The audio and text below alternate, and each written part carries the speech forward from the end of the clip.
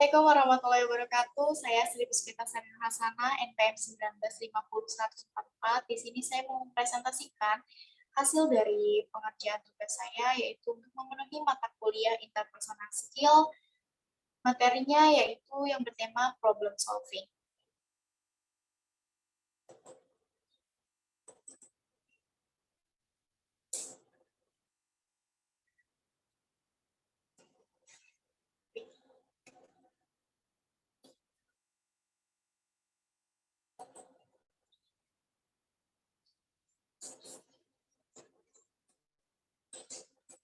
Ya.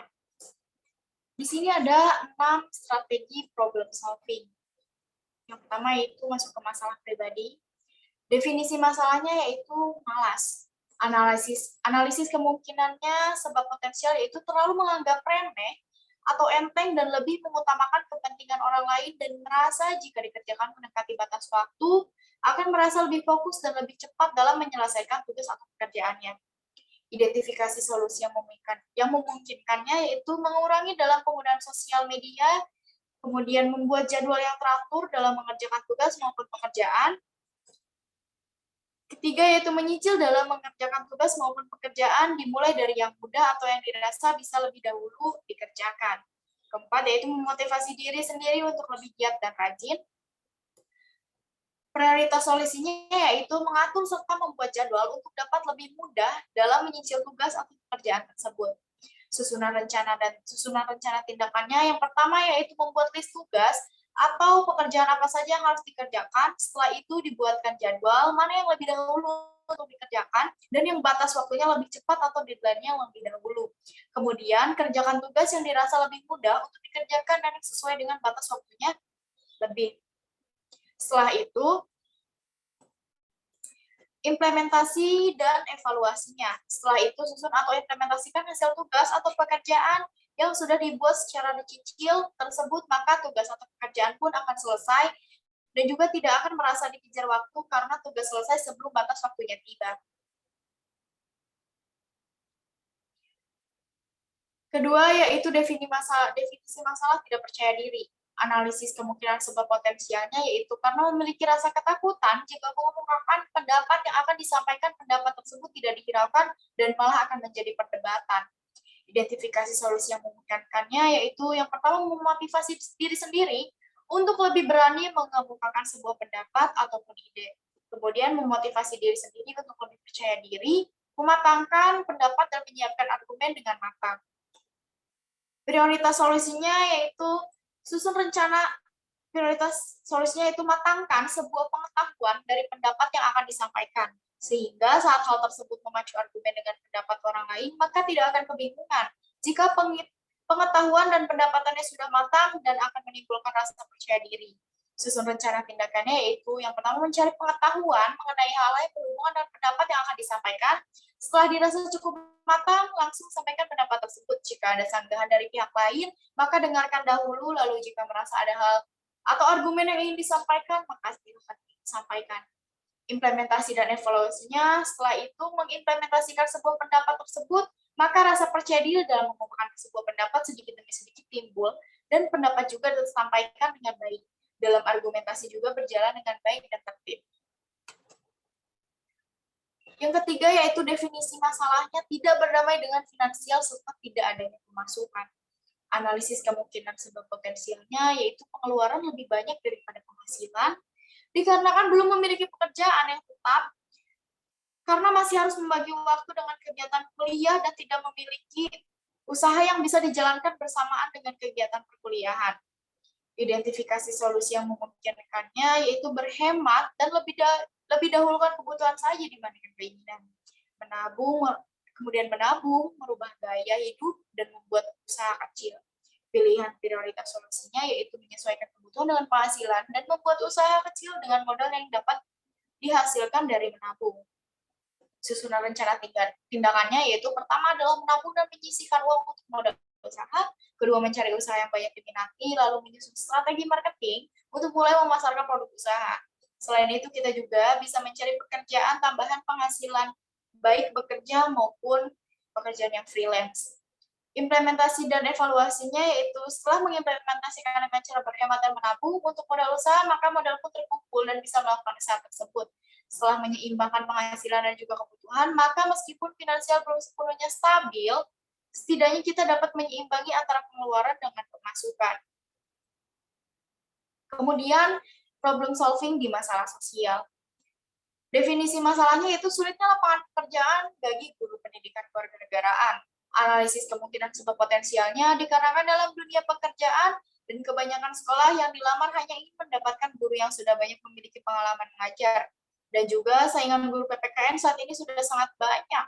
Identifikasi solusi yang memungkinkannya yaitu menggali potensi diri, mengasah soft skill agar dapat menarik pihak sekolah untuk menerima sebagai guru PPKN. Percaya diri dan berani untuk terus mencoba, mencari relasi agar bisa merekomendasikan sekolah tertentu, mempersiapkan diri jika ada panggilan. Pilihan prioritas solusinya yaitu mengasah soft skill agar dapat menarik pihak sekolah untuk menerima sebagai guru PPKN, kemudian percaya diri dan berani untuk terus mencoba. Susunan rencana tindakannya yaitu yang pertama mengikuti kegiatan program, profesi guru guna menambah wawasan dalam mengajar dan memahami peserta didik. Lalu mencoba terus setiap kesempatan yang ada dan berusaha serta yakin kepada diri sendiri, terutama bila kita sudah memiliki bekal dan persiapan yang cukup untuk menjadi seorang pendidik. Implementasi dan evaluasinya itu dengan melakukan semua usaha tersebut, maka dengan berjalannya waktu akan mendapatkan pekerjaan sesuai bidang yang digeluti, yaitu menjadi guru PPKN. Dan dengan bekal yang kita miliki juga akan membuat kita dibutuhkan oleh sekolah.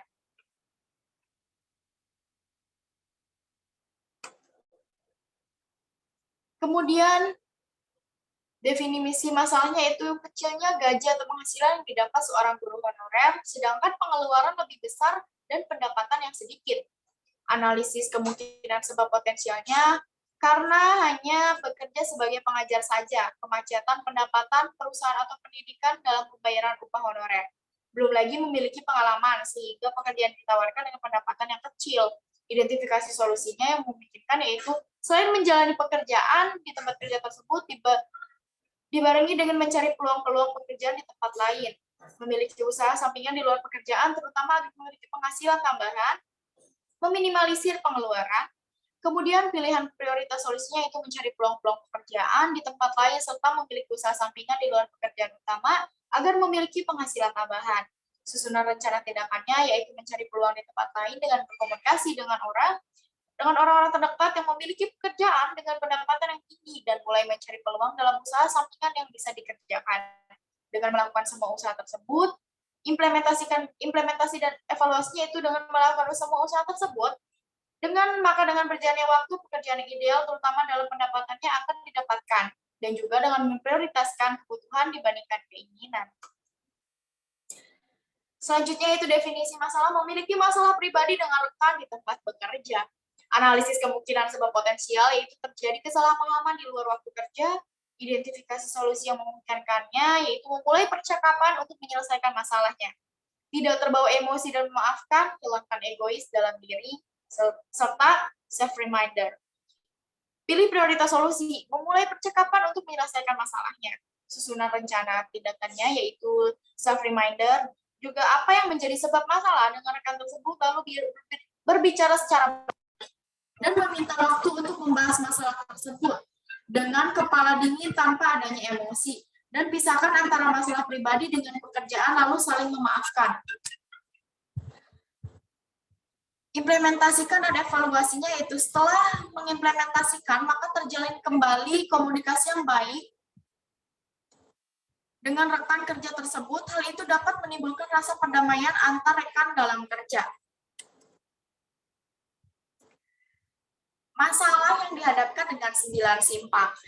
Yang pertama yaitu pelarikan diri.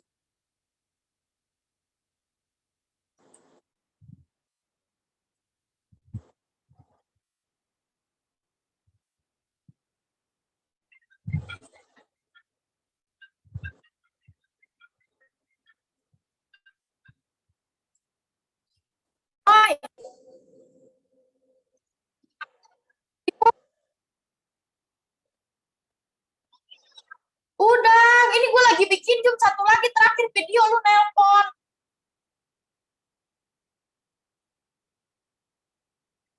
Terserah, ya udah sekarang aja, bebas. Kak, tuh, masuk.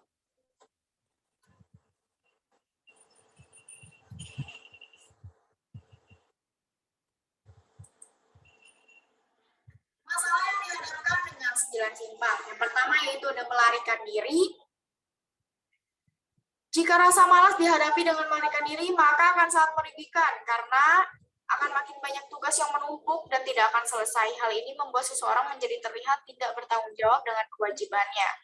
Kemudian menyalahkan diri atau menyalahkan orang lain tidak akan menyelesaikan masalah dan rasa malas tidak akan menjadi hilang. Kemudian menyangkal, saat seseorang menginginkan kita untuk tidak malas dan tidak menerima hal tersebut dan menyangkal bahwa sebenarnya kita tidak malas. Kemudian melupakan, jika rasa malas dilupakan motivasi diri untuk semangat mengerjakan tugas dan pekerjaan, maka hasilnya akan cepat terselesaikan. Kemudian metode bicara empat mata. Jika rasa malas timbul dikarenakan kurang mengerti dalam tugas tersebut, maka kita bisa bicara empat mata dengan pihak yang memberikan tugas tersebut. Kemudian meminta bantuan orang ketiga. Jika rasa malas sudah tidak bisa ditangani dan semakin parah walaupun sudah berusaha, kita dapat pergi ke psikolog. Kemudian ada mencela. Mencela seseorang yang berusaha memberikan semangat kepada kita, maka itu hanya akan menimbulkan sebuah masalah baru. Kemudian gosip. Jika membicarakan seseorang yang kepada kita serta berusaha memberikan semangat kepada kita bersama orang lain, maka itu juga hanya akan menimbulkan sebuah masalah baru. Terakhir, berkelahi. Jika rasa malas dalam mengerjakan tugas kemudian kesal kepada pihak yang memberikan tugas dan menimbulkan perkelahian, maka hal tersebut juga hanya akan menimbulkan masalah baru, serta bisa saja masalah ini menjadi lebih besar dan dibawa ke jalur hukum. Baik, cukup sekian presentasi dari saya. Mohon maaf bila ada kekurangan kata maupun kesalahan teknis. Wabillahi taufiq wal hidayah. Wassalamualaikum warahmatullahi wabarakatuh.